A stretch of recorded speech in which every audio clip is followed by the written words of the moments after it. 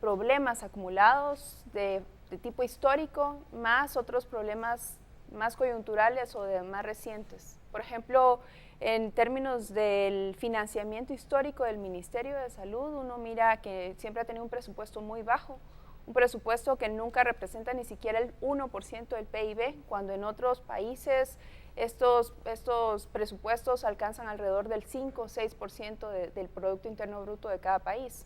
Entonces tenemos un presupuesto un ministerio históricamente desfinanciado, y a eso le agregamos problemas de corrupción y desorden a lo interno del ministerio, pues tenemos básicamente servicios colapsados, un rezago enorme de la red de atención, y es a eso a lo que nos estamos enfrentando. Vamos a tocar temas puntuales, pero empecemos a hablar del presupuesto. Si bien este año ya hay una partida asignada con la que se debe trabajar, pues se establecieron mesas de diálogo para empezar a discutir el presupuesto del próximo año.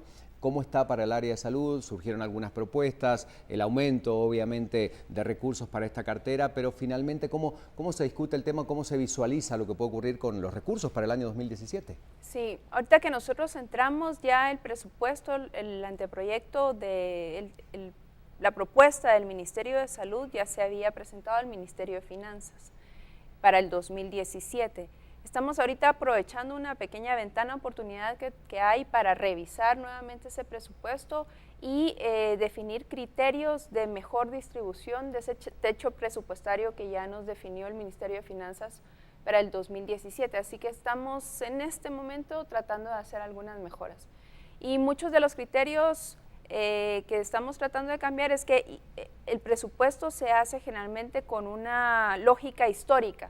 Lo que se hizo el año pasado es lo que se propone para este año, y esto es lo que se propone para el año siguiente en términos de cómo distribuir los recursos. Y nosotros estamos viendo si podemos incluir otros criterios más en relación a las necesidades epidemiológicas y a nuestros indicadores de salud. Por ejemplo, si en Huehuetenango tenemos más problemas de mortalidad materna, pues dirigir hacia ahí más recursos y no solamente a los grandes hospitales. Ministra, tomando en cuenta que el área de salud es una de las más vulnerables del país, ¿por qué decide aceptar el reto de ser la ministra, justamente tomando, insisto, en consideración todo lo que hay de alrededor, lo que dijo el anterior ministro, las citaciones al Congreso de la República, el tema de los sindicatos, la protesta ciudadana o el reclamo ciudadano de todos los días? ¿Cómo decide en lo personal aceptar el reto justamente de entrarle a la cartera de salud? No fue fácil, la verdad es que hay muchos sentimientos encontrados, hay contradicciones también entre personales, familiares, pero sí, lo más fácil hubiera, como decía alguien, un compañero en Twitter decía, lo más fácil hubiera sido decir que no. Que no. Sin embargo, la verdad es que uno se ha preparado para esto, aunque uno no lo haga conscientemente. Toda la formación, los estudios, el trabajo en equipo, las relaciones profesionales, terminan diciéndole a uno que si uno no acepta un reto como este, uno termina siendo no coherente con todo lo que uno ha venido haciendo en la vida. Y afortunadamente, porque esta decisión no la hubiera podido tomar sola, afortunadamente a lo largo de este tiempo de trabajo he conocido muchos otros colegas y muchas otras colegas con quienes compartimos un mismo ideal de salud, con quienes compartimos la perspectiva de la salud como derecho, del fortalecimiento de lo público, de apostarle al Ministerio de Salud a pesar de sus carencias. Y es precisamente con estos y estas colegas que decidimos entrarle juntos a hacer un trabajo a lo interno del ministerio. ¿Le dio libertad? ¿Usted le pidió al presidente ese requisito a la hora de tomar las decisiones, de formar su equipo de trabajo, de algunas acciones que obviamente hay que ser honesto, para entrarle de lleno, atacar los problemas de raíz, no todos estarán satisfechos o contentos con algunas medidas que hay que tomar, pero que resultan desde el análisis absolutamente necesarias para que la cosa comience a funcionar y a cambiar, ¿no? Sí, digamos, para poder hacer que esto funcione, sí necesitábamos definir nuestro propio equipo. Personas con quienes ya tenemos esa afinidad y no tenemos que andar convenciéndonos que si nos vamos hacia adelante o retrocedemos un poco. Que apuntan al mismo objetivo, que tienen los mismos valores, ya ¿no? tenemos un rumbo definido, incluso desde antes de estar en el ministerio, y eso pensábamos que era un requisito clave, porque si no, ir una persona sola era casi un suicidio. Sí, claro. Entonces esto el presidente lo comprende muy bien. Afortunadamente hemos tenido su respaldo total. Es una persona que confía, que deja trabajar, y lo que él pide, por supuesto, y nosotros también esperamos poder hacerlo, es resultados. Resultados, claro. Hablamos de 4 ejes de trabajo. Básicamente, hace algunos días platicamos con usted vía telefónica, hablamos de esta posibilidad, en primer lugar, de integrar otras instituciones, porque esto me parece desde el análisis algo muy interesante. Aquellos actores que siempre están, fiscalizando y observando muy de cerca el tema de salud, que sean invitados a participar en soluciones también. Esto me parece que es muy propositivo, ¿no? Es decir, bueno, todos aquellos que conocen tanto el área de salud, sentémonos en la misma mesa y tratemos de dilucidar o de buscar ideas en comunes para poder avanzar en esto. ¿Cómo ha funcionado? Y después empezamos a hablar de estos 4 ejes que usted está planteando. Sí, en ese momento, en estas primeras reuniones que hemos tenido, han sido principalmente para presentarnos al equipo y el plan de trabajo, tanto con actores a lo interno del ministerio, otros actores gubernamentales como por ejemplo el Congreso y también otros actores internacionales como por ejemplo la Organización Panamericana de la Salud. Tenemos otras reuniones con cooperantes, pero algo que nos interesa mucho es poder trasladar toda nuestra información a la ciudadanía.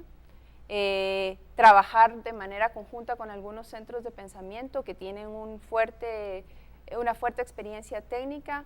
Esperamos también tener próximamente algún espacio para poder presentarnos ante organizaciones de sociedad civil. Y también estamos tomando un proceso de reforma de salud que se impulsó en mayo de este año, en donde la idea es poder ir generando espacios para un mayor fortalecimiento de la participación ciudadana. Y otra cuestión que necesitamos hacer es reactivar y mantener de forma periódica el Consejo Nacional de Salud, que aglutina también actores de sociedad civil.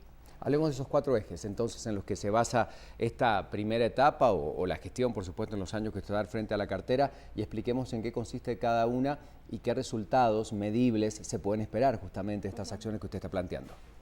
Por ejemplo, el primer eje que se refiere a rectoría y participación ciudadana, pues sí, como le digo, participación ciudadana es algo importante. Lo poco o mucho bueno que podamos hacer nosotros en estos 3 años y medio que nos quedan del periodo de gobierno van a poder mantenerse y sostenerse en la medida en que haya una población que vea que las políticas tengan continuidad. Y en términos de rectoría, pues el ministerio tiene que asumir un rol más allá de su trabajo de prestación de servicios, tiene que asumir un rol como conductor del sistema en su conjunto. Esto significa, un ejemplo muy sencillo es que nuestro sistema de salud, nuestro sistema de información en salud en Guatemala solamente tiene información de los servicios que da el ministerio. Entonces es muy posible que en servicios privados, en organizaciones no gubernamentales, se estén dando consultas y se estén viendo casos de Zika, de chikungunya, de otro tipo de problemas, enfermedades crónicas, y en el Ministerio de Salud ni lo conocemos. Entonces el sistema de información puede ser un primer paso, un sistema nacional de información, un primer paso que nos permita tener un mejor panorama, más información de lo que ocurre en todo el sistema para poder tomar mejores decisiones. Eso, por ejemplo, y también todo el trabajo de regulación sobre alimentos, medicamentos, regulación sobre agua, etcétera. El acceso a la salud, ¿verdad? Que este es un tema básico no solamente en los grandes hospitales cabecera de nuestra ciudad, en los departamentos, en todo el interior. Ese es otro de los ejes, ¿no? Cómo accede la gente de una manera más concreta y como debe ser y como corresponde al tema de salud. ¿Cómo lo van a trabajar? El segundo punto, que es precisamente del acceso universal e integral a la atención, implica el fortalecimiento de la red de servicios del Ministerio de Salud. Por lo general, en medios de comunicación y como ciudadanía, siempre se ha puesto mucha atención a la red hospitalaria, pero los hospitales son solamente una parte, son la punta del iceberg, por decirlo de alguna manera, de toda una red un poquito más compleja y grande, que es el Ministerio de Salud. Entonces, en el Ministerio de Salud vemos puestos de salud, muy en la base de una pirámide de servicios, por decirlo de alguna manera, y en el segundo nivel vemos los centros de salud. Nosotros hemos visto que no tenemos suficientes centros de salud, apenas llegamos como a 1.150 centros de salud, cuando la población que tenemos nos exigiría alrededor de 5,000 puestos de salud. Eso significa que estamos con un déficit de alrededor de 4,000 puestos de salud. Y para evitar precisamente que a futuro se siga saturando los hospitales, necesitamos empezar a trabajar sobre estos puestos de salud, sobre el primer nivel de atención y también sobre el segundo. Por supuesto, construir 4,000 puestos de salud no se va a hacer en 3 años, ni en 8. Yo creo que calcularíamos que tendrían que ser alrededor de unos 15 años para salir de un rezago de 40 años que tenemos.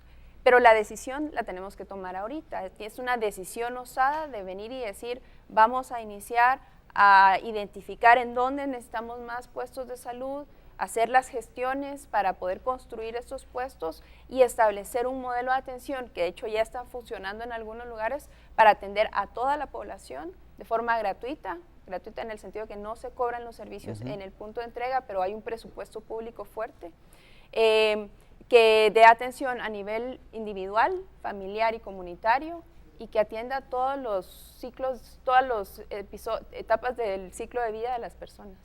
Bueno, observamos que estos dos primeros ejes tienen mucha relación o repercuten directamente en el tercero, que es el fortalecimiento institucional, o sea, desde el punto de vista, en todos los sentidos, de la credibilidad que pueda llegar a... Sabemos que mediáticamente siempre, obviamente, lo que surge es la protesta, el reclamo, las largas filas, la falta de medicamentos, la situación que se genera en muchos lugares del país, pero ¿cómo fortalecer institucionalmente? ¿Estos dos principios que usted estaba mencionando tienen relación directa con esto o no?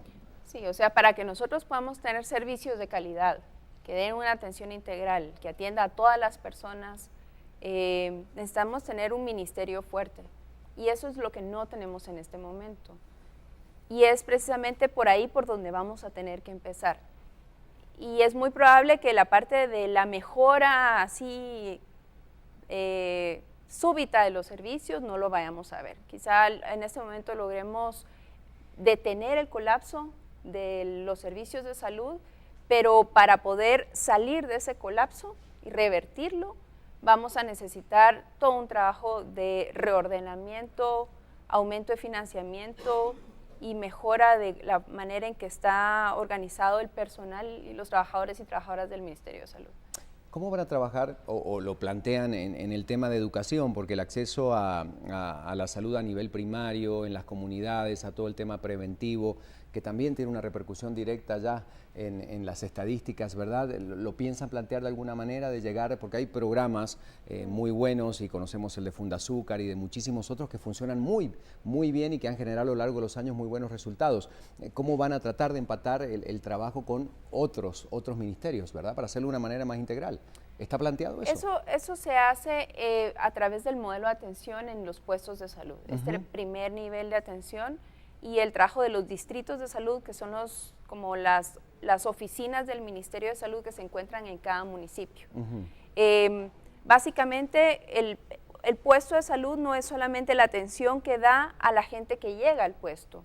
El puesto de salud, el primer nivel, son los servicios que están más cercanos a la gente, en donde se puede hacer trabajo con organizaciones comunitarias, con terapeutas mayas, con terapeutas populares, en donde se puede hacer una recuperación de saberes, de recursos locales, de identificación de otros problemas de salud no occidentales, por decirlo de alguna manera, sino más relacionados con el sistema maya. También es un lugar en donde se pueden hacer visitas domiciliarias, identificación de riesgos, consejería a familias, etcétera. Y a nivel del distrito es precisamente ahí donde se encuentran las coordinaciones a partir de los consejos municipales de desarrollo, en donde hay un encuentro interinstitucional y multisectorial, donde la educación, agua, saneamiento, confluyen en un mismo lugar y conjunto con las comunidades, y ahí es en donde se hacen análisis de situación de salud y se definen y se toman decisiones para acciones sobre los temas. Ministra, ¿qué tanto daño le ha hecho la corrupción al sistema de salud en el país? Ahorita que usted está llegando, y ese es el último eje, la revisión exhaustiva de todo lo que tenga que ver con lo financiero, pero surge el tema de la corrupción y de las malas prácticas dentro de la cartera. Sí, estamos